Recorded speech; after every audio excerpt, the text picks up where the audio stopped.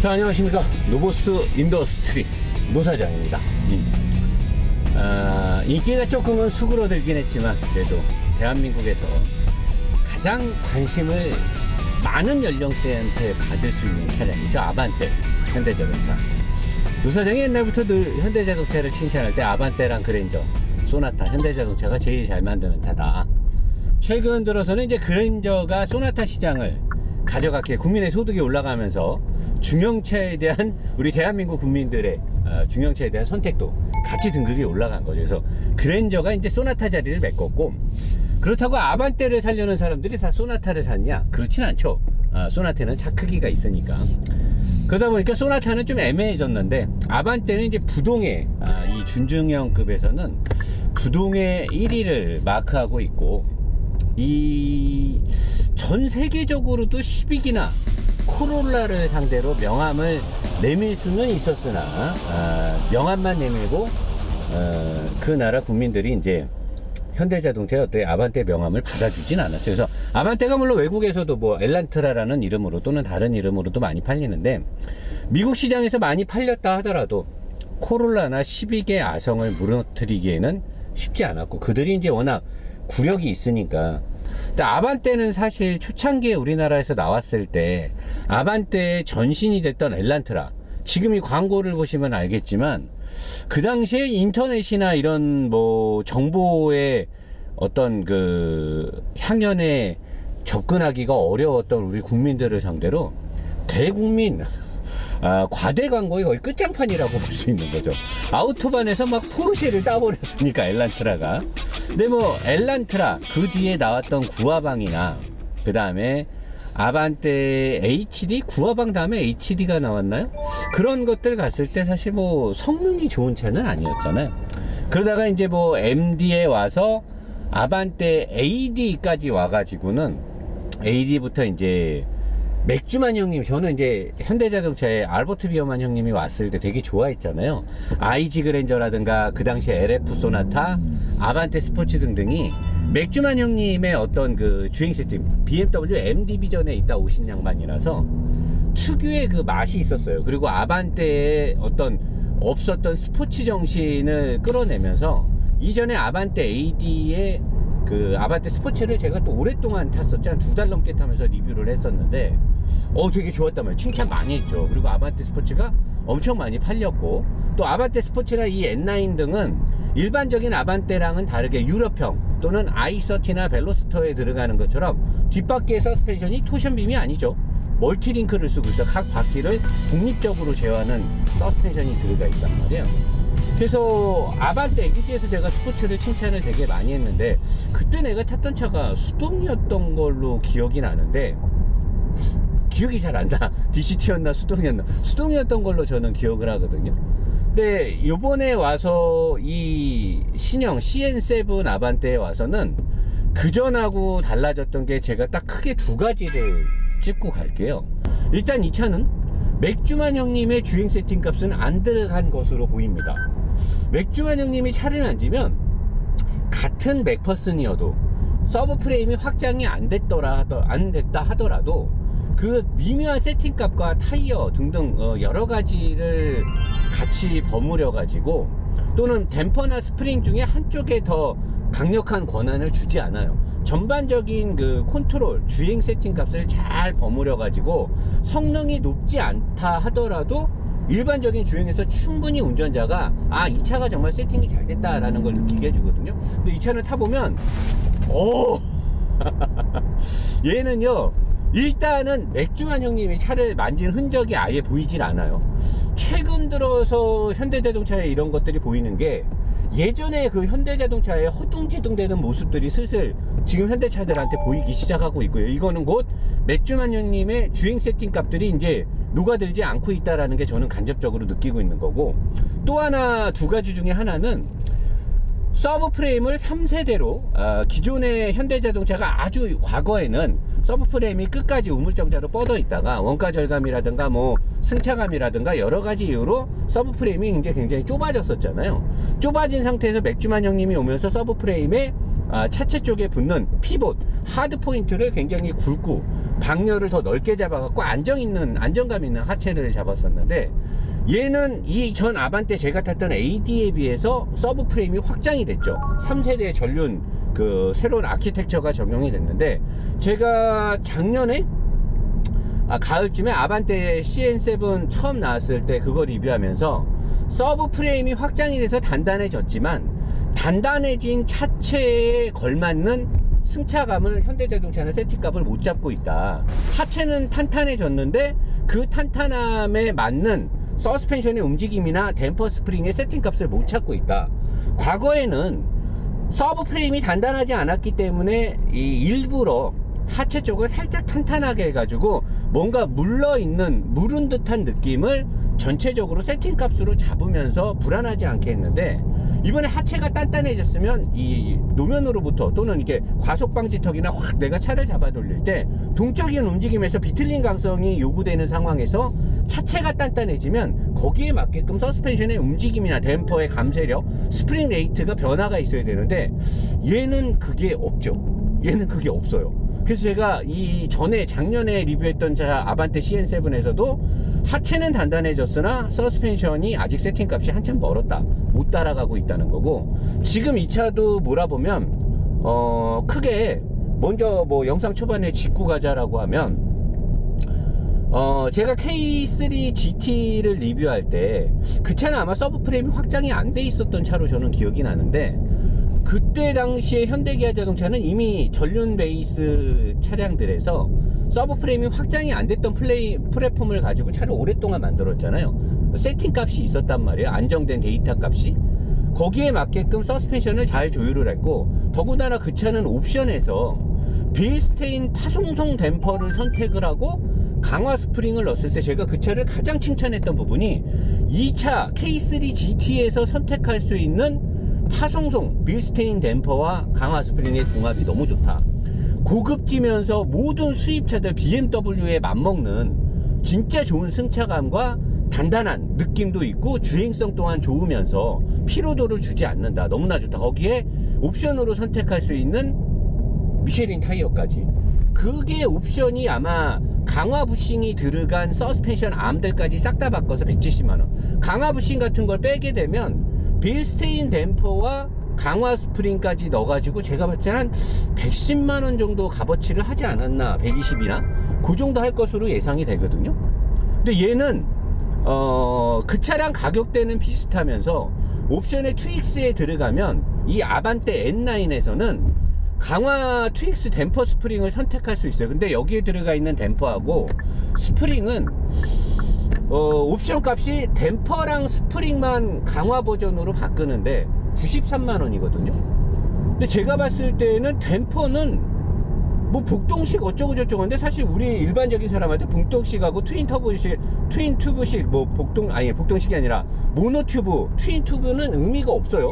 그건 우리 일반인들이 느낄 수 있는 범위도 아니고, 여기에 뭐 얼만큼 그게 정말 진짜 세밀하게 들어갔냐는 큰 의미가 없는데, 그냥 일반적으로 좋은 댐퍼냐 나쁜 댐퍼냐를 볼 때 K3에서 선택할 수 있는 빌스테인하고 여기에 들어가 있는 현대기아 순정 댐퍼인데 강화 댐퍼라고 말하는 이 댐퍼하고 성능의 차이는 제가 봤을 때는 어마어마하게 납니다. 자, 그래서 거기에 들어가 있는 댐퍼 스프링 빌스테인하고 얘하고 얼마나 차이가 나냐면, 일단 제가 얘기했듯이 가격적인 측면에서는 그렇게 크게 차이가 안 나요. 가격적인 측면에서 많이 나야 한 20만원 정도 날 것 같은데, 우리 예전에 차 튜닝할 때 돈 없는 헝그리 튜너들이 선택했던 거 있죠. 다운 스프링.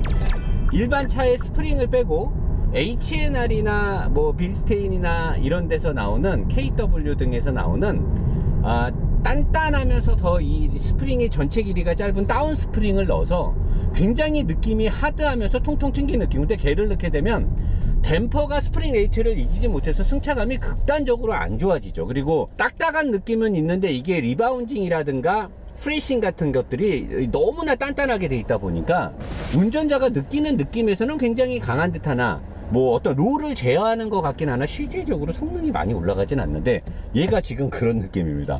얘를 타면 굉장히 스프링이 딱딱해요. 그 싸제 이 좀 좋은 거, 이게 H&R이나 빌스테인 스프링 중에서도 좀 좋은 것들은 그래도 어느 정도 약간의 승차감을 보도다 주면서 단단한데, 얘는 그냥 싸구려 다운 스프링을 넣은 것 같고요.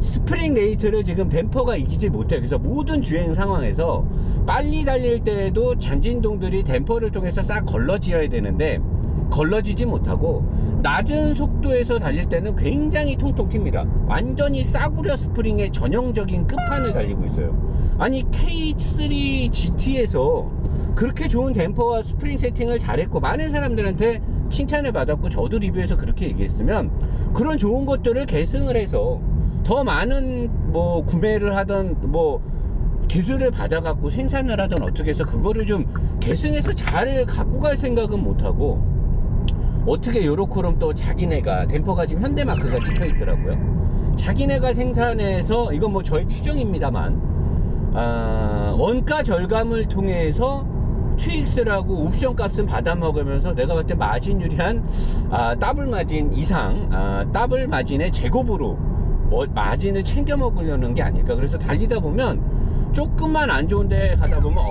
완전히 달구지 저리 가라고요. 살짝만 장거리를 달려도 엄청 피곤합니다. 그리고 제가 이따 고속도로 들어가서 달려보면 알겠지만, 댐퍼가 스프링을 딱 억제를 못하게 되면 이 스프링이 아무리 단단하다 하더라도 운전자가 엄청난 불안감을 느끼게 돼요. 스프링에 의한 계속 그 움직임들이 댐퍼가 하체 움직임을 제어하지 못하고, 그리고 롤 컨트롤도 완전히 그냥 개판 5분 전이면 지금 움직이는 거 보면 완전히 그냥 개판. 속도가 지금 100밖에 안 돼요. 100인데 다른 차들 150, 160에서의 이런 느낌. 완전히 그냥 수박 씨 먹는 이런 행위를 하고 있는 거죠. 120 정도에서도 그 브레이크 밟으면 그냥 차 날아갑니다. 브레이크 안 들어요. 왜냐? 서머 타이어가 안 들어가 있고 4계절 타이어가 들어가 있는데, 여기에 들어가 있는 4계절은 더군다나 또 승차감용 타이어예요. 아니 아반떼 N9이라며 202마력이라며 뭐 끝장난다면 선정 그렇게 해놓고 타이어를 이런 걸 껴놔버리면은 뭐 80, 90 속도에서도 이렇게 미끄러지면서 브레이크가 잡히면, 그리고 더 빠른 130에서는요 아예 차선 이탈해버려요. 브레이크 4바퀴가 차체를 강력하게 잘 잡는 느낌도 오지 않아요. 좀 이따 다 보여드릴 겁니다. 그래서 얘는 일단은 뭐 하체는 사실 서스펜션의 움직임, 일단 뭐 와인딩 가서 그건 얘기해야 되니까 지금 얘기할 건 없는데, 댐퍼 스프링은 일단 샷다 뻑이라고 보시면 될 것 같고요. 무조건 그냥 노멀 깡통 댐퍼 스프링에서 싸제로 댐퍼 스프링을 바꿔야 됩니다. 현대자동차가 팔고 있는 트윅스의 강화 댐퍼 스프링은 완전히 그거는 그냥 눈탱이 끝판왕이라고 보시면 돼요. 뭐 눈탱이가 아닐 수도 있지 않느냐 라고 하시는데, 아닐 수도 뭐 있겠죠. 아닐 수도 있겠는데, 자, 일반적인 주행에서 현재 이 차는 약 한 2,500만원 정도 되거든요, 옵션 넣고. 그래서 실내 옵션은 그 뭐 익스프레이션인가 뭔가 그 고급이 아니라서 옵션이 거의 없죠. 일단은 여기에 이 다이얼은 내가 봤을 때 이거는 요새는 버스도 이거보다는 좋게 나오는데, 아무리 기본 깡통이라고 하더라도 얘가 지금 2,500 얼마짜리 옵션 다 이것저것 넣어서 현재 썬루프도 없고 내비게이션도 뭔가 없고 아무것도 없거든요. 근데 이건 진짜 이건 솔직히 의선형 이거 장난이 너무 심한 거 아니요 진짜? 아니 아무리 내가 이거 달리는 차들은 단순하게 만든다고 해도 이건 너무 심한 거 아니냐고. 이게 마이티 트럭도 이거보다는 고급지게 나오겠구만. 이건 진짜 너무 장난이 심한 거고, 기어노브는 약간 이렇게 고급스럽게 넣어놓고선 이걸 이렇게 하면 어떡해. 뭐야 이렇게 차가 미끄러져. 야 아니 이게 장난이 너무 심한 거. 이런 수박 씨발라 차도 아닌데, 물론 전륜 시빅들이 뭐 이렇게 해갖고 재밌게 탄다고는 하는데, 이거는 이거 안 되겠는데?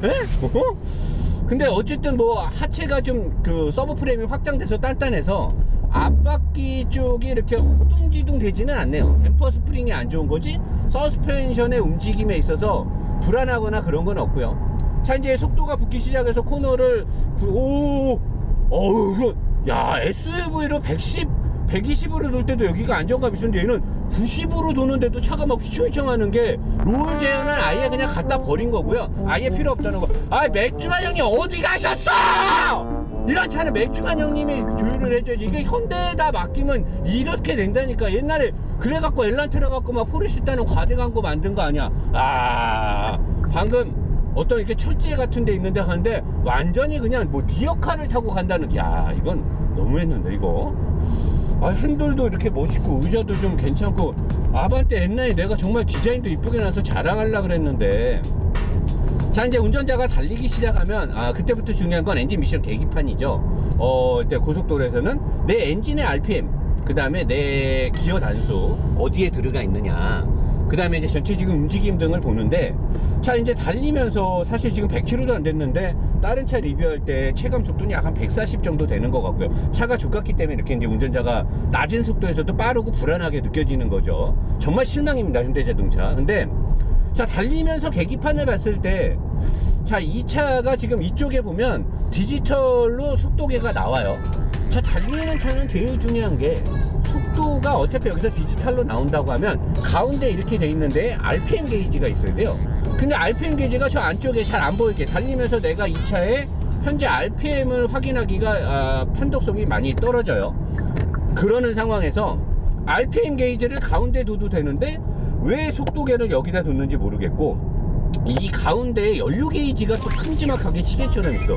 저기에는 원래 수온이나 유온 게이지가 달려야 돼요. 오일의 온도라든가 냉각수의 온도를 체크하는 걸 운전자가 봐야 되는데, 이 차는 생뚱맞게 디지털로 속도가 옆에 나온데도 불구하고 가운데다가 전혀 실시간으로 확인할 필요가 없는 아날로그의 속도 바늘 계기판하고 연료 게이지가 있어요. 뭐 하자는 건가요, 이거? 내가 누누이 예전부터 얘기하잖아요. 달리는 차들은 이 차가 물론 아주 고성능이 아니더라도 젊은 친구들한테 뭐 인기 좀 받고, 달리는 사람들의 어떤 의견을 좀 받아갖고 차를 만들어야지. 책상에서 디자인하는 사람들은 물론 디자인 잘하겠죠. 근데 그 사람들은 막 달리면서 쏘면서 막 RPM과 이 뭐 계기판 뭐 이런 거 속도계 이런 것들을 막 보면서 달리는 사람들이 어이 불안해 씨발. 내가 M 같은 거 리뷰할 때 뭐라 그랬어요? 달리면서 HUD에 표시되는 거나 계기판의 판독성, 포르쉐, 페라리 같은 거 타면서, 물론 현대자동차가 그들처럼 만들 수는 없겠지만 이런 것들에 대한 배치는 뭐 로열티가 걸려 있거나 그런 게 아니에요. 뭐 저작권이 있는 게 아니잖아. 적어도 아반떼 N이면은 N답게, N9이면은 N9답게 이 배치조차도 이렇게 엉뚱하게 할 정도면은 그냥 만들지 말아야지. 아니, 능력이 안 되면 하지 마. 그 유튜버 중에도 그런 애 있잖아. 머리통 크고 차 모르는데 막 승질 빡빡 내면서 막 소비자들 막 가르치려 들고. 아예 차 모르는데, 모르면 안 해야 된다니까. 안 해야 되는 사람이 하니까 문제가 되는 거예요. 자, 그리고 현대가 자랑하는 CVVD Continuous Variable Valve Duration? CVVD 아마 맞을 것이오. 그동안에 과거에는 모든 제조사들이 CVVT, 밸브의 타이밍, 밸브를 빨리 열 것이냐 늦게 열 것이냐를 통해서 엔진의 어떤 효율성을 극대화시키고, 그 다음에 뭐 오버랩 구간이 생겼을 때 그런 것들, 뭐 흡배기가 원활하게 해주는 거, 그러다 이제 고성능으로 가면서 밸브 타이밍, 밸브를 깊게 열어서 들어가는 공기량을 많게 하는 게 밸브 타이밍, 그 리프팅이라고 하죠. CVVL, 리프팅이라고 하는 밸브. 현대자동차는 리프팅 기술을 쓴 적은 없고요. 자, CVVT, 밸브의 타이밍을 빠르게 열 거냐 늦게 열 거냐라다 이번에 듀레이션이 들어간 거는 엄청난 기술이다 어쩌다 그러는데, 사실 CVVT와 CVVL, 밸브의 타이밍 시간, 그 다음에 밸브의 리프팅, 이거를 합쳐서 편하게 제어하기 쉽고 구조적으로 간단하면서 해결할 수 있는 게 뭐냐, 엔진이 저속에서 또는 효율성, 연비, 고성능에 가서 모든 영역을 다 카바를 치려면 기본적으로 밸브가 열리고 닫히는 것만으로는 안 돼요.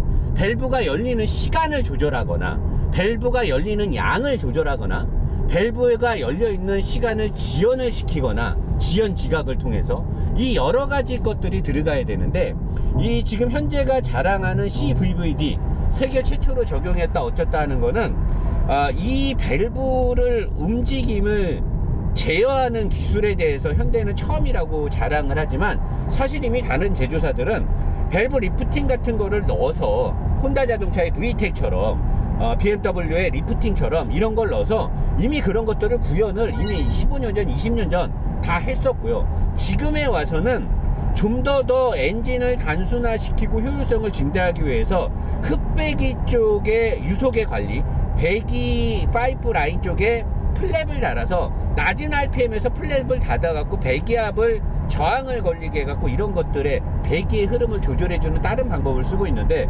현대는 그런 것들을 쓰지 않고 듀레이션을 넣어서 지금 되게 자랑을 하는데, 여기에 들어간 듀레이션과 여기에 들어간 터보, 자 엔진룸의 사진을 잠깐 보시면 헤드 위쪽에 모터 같은 거 하나 달려있죠.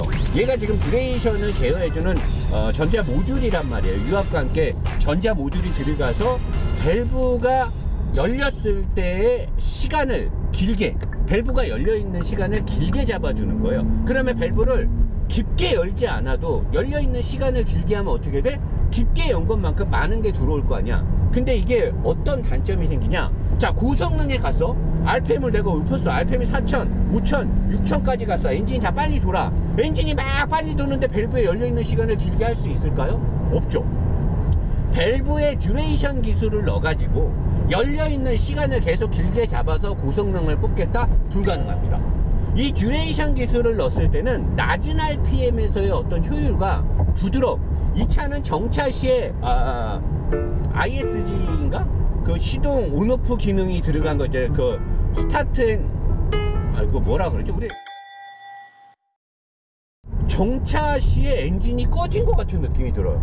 그 꺼진 것 같은 느낌이 드는 이유가 이 듀레이션이 낮은 RPM에서의 엔진의 움직임을 기가 막히게 부드럽게 잡는 데다가, 자 위쪽에 사진 보면 엄청난 알루미늄 합금에 엔진을 잡아주는 마운트가 있어요. 예전에 제가 현대차도 할 때 여기는 스틸 넣고 알루미늄 이렇게 섞어서 했는데 이번에는 다 알루미늄을 넣었죠. 그래서 얘는 CVVD가 들어가서 시내에서 주행할 때 엄청난 부드러움과 정차 시에 엔진이 꺼져 있는 것 같은 느낌, 그 다음에 낮은 RPM으로 항속을 했을 때 기가 막힌 연비가 나오게 돼 있습니다. 근데 달릴 때 이 차는 지금 N9이란 말이에요. N9 204마력 달리는 차처럼 광고도 했고 생긴 것도 그렇고, 뭐 처음 나왔을 때 뭐 인터넷상에서 젊은 친구들 뭐 대한민국의 뭐 슈퍼카다 어쩌다, 뭐 젊은이들의 슈퍼카죠. 현실적인 2천만원대 슈퍼카다보다 말이 많은데, 이 엔진은 그런 엔진이 아니라는 거죠. 그리고 이 악셀을 밟았다가 컷오프 시키게 되면 터빈에서 생성된 과급된 공기가 다시 역류를 하게 되면 다시 터빈에 부스팅이 걸릴 때 문제가 되니까, 예전에는 이제 튜닝으로 블로오프 밸브 등을 달아서 이 역류를 하지 못해 대류로 뺐는데, 얘는 그렇게 안 하고 다시 이제 흡기 쪽으로 돌려보내잖아요. 흡기 쪽으로 돌려보내는 건 다른 차들도 다 있어요. 근데 나는 처음에 그게 설계가 좀 잘못돼 가지고 다시 터빈을 살릴 때 이게 악셀을 밟았다가 쭉 RPM 좀 5000까지 올렸다 브레이크 한번 밟았다 다시 했다 할 때 이게 터보 레그도 되게 심했고 엔진이 활성화가 안 돼. 그래서 이게 터보가 뭔가 이상한가? 터보에 관련돼 있는 어떤 베어링이 뭐 좀 문제가 있나? 아니면 터보의 어떤 형상에 문제가 있나? 뭐 아니면 인터쿨링에 문제가 있나? 여러 가지를 생각했는데, 아무리 봐도 구조상에 얘가 지금 터보 레그가 심하게 발생하거나 또는 어떤 뭐 세팅 값에서 이미 아반떼 스포츠라든가 이전에 맞는 것들이 있었고, 뭐 소나타 그 고성능 그 터보도 그렇고, 왜 얘가 이렇게 엔진이 먹먹하고 터보인이 잘 살아나지 않고 이렇게 하고, 지금 엔진도 응하다 뭐하고 응하고 악셀 놨다 못다 하면 미션도 지금 제 단수를 찾아가지 못하고, 왜 이렇게 차가 병신 같은 이 단수 막 씨발라 먹는 경우가 왜 생기나 라고 생각해 봤더니, 알고 봤더니 CVVD 엔진이 효율성과 부드러움에 극대화된 엔진이기 때문에 지금처럼 이렇게 달릴 때는 전혀 얘가 능력 발휘를 잘 못하는 거죠.